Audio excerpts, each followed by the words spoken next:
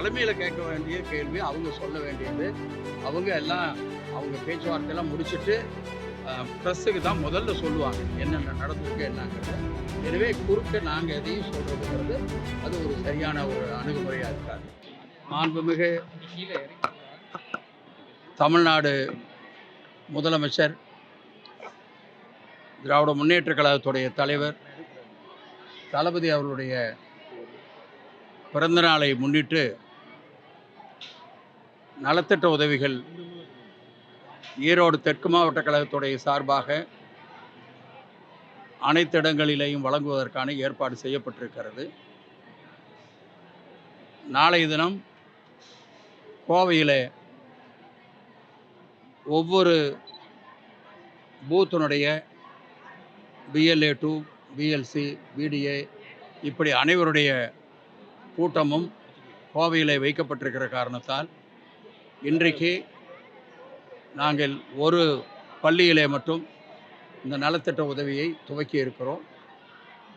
எனவே அந்த நிகழ்ச்சி, கோவை நிகழ்ச்சி முடிந்த பின்னாலே தினந்தோறும் அனைத்து பள்ளிகளையும் இது போன்ற நிகழ்ச்சிகள் நடத்த அந்தந்த பகுதியில் இருக்கிற அந்தந்த ஒன்றியத்தில் இருக்கிற நிர்வாகிகள் ஏற்பாடு செய்திருக்கிறார்கள். மாண்பு முதலமைச்சர் அவர்கள் ஒவ்வொரு முறையும் எங்களுக்கு சொல்லுகிற பொழுது அது பிறந்தநாள் நிகழ்ச்சி இந்த போன்ற நிகழ்ச்சிகளை ஆடம்பரம் இல்லாமல் மக்களுக்கு பயன்படுகிற வகையில் மட்டுமே நீங்கள் நிகழ்ச்சிகள் நடத்தப்பட வேண்டும், பிறந்தநாள் நிகழ்ச்சியை நடத்த வேண்டும் என்ற எண்ணம், அந்த எதிர்பார்ப்பு எனக்கு எப்பொழுதும் இல்லை. ஆனால் அப்படி நடத்த வேண்டும் என்று நீங்கள் ஆசைப்பட்டால் அது மக்களுக்கு பயன்படக்கூடியதாக இருக்க வேண்டும், ஆர்ப்பாட்டமோ ஆடம்பரமோ இருக்கக்கூடாது என்று எங்களுக்கு சொன்னார்கள். எனவே அந்த அடிப்படையிலே இன்றைக்கு குழந்தைகளுக்கு, அதுவும் திண்டல்ல, ஏன்னா திண்டல்ல இப்பொழுது குடமுழுக்கு விழா நடந்து முடிந்தது. அதே போல் அந்த உயரமான முருகர் சிலைக்கும் அடிக்கல் போடப்பட்டிருக்கிறது.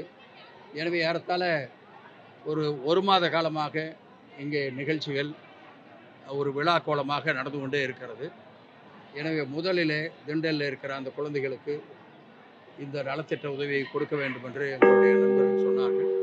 எனவே அந்த அடிப்படையில் இன்றைக்கு இங்கே இருக்கிற ஏறத்தாழ 1000 குழந்தைகளுக்கு இங்கே கொடுக்கப்பட்டிருக்கிறது.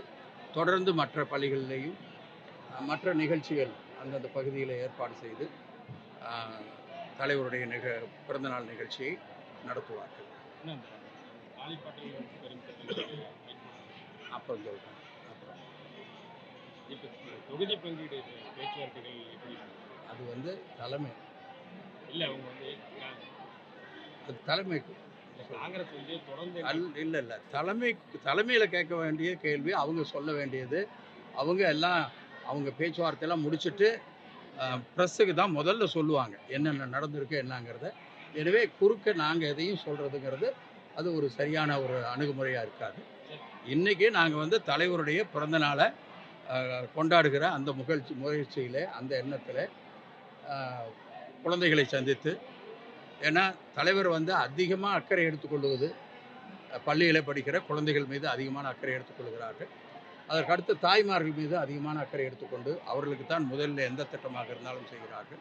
எனவே தான் குழந்தைகளுக்கு முதல்ல கொடுக்க வேண்டும் என்று நாங்கள் ஏற்பாடு செய்து வந்திருக்கிறோம். சார், எடப்பாடி பழனிசாமி ஒரு அறிவிப்பு 10,000 ரூபாய் கொடுக்குறேன், டேக்ஸ் அறிவிப்பு 10,000 ரூபாய் கொடுக்குறேன்னு சொல்லி சொல்லியிருக்காரு. சொத்து வரி இதெல்லாம் பொதுமக்கள் கஷ்டப்படுறாங்க, அதுக்காக பல்வேறு அறிவிப்புகள் வெளியிட்டு அதை நீங்கள் எப்படி பார்க்குறீங்க? நாங்கள் எப்பவும் அவர் அப்படியே தான் பார்த்துட்ருக்குறோம். அவர் அறிவித்ததை எதுவுமே செய்ய முடியாதுன்னு அவரே சொல்லியிருக்காரு. அப்படி சொன்ன பின்னாடி இன்றைக்கி அதெல்லாம் அறிவிச்சிட்ருக்காங்க. இப்போ அதை பற்றியெல்லாம் நாங்கள் எதையும் பேசலை. தலைவருடைய பிறந்தநாள் அது வந்து அதை முன்னிறுத்தணும்னு நாங்கள் நினைக்கிறோம்.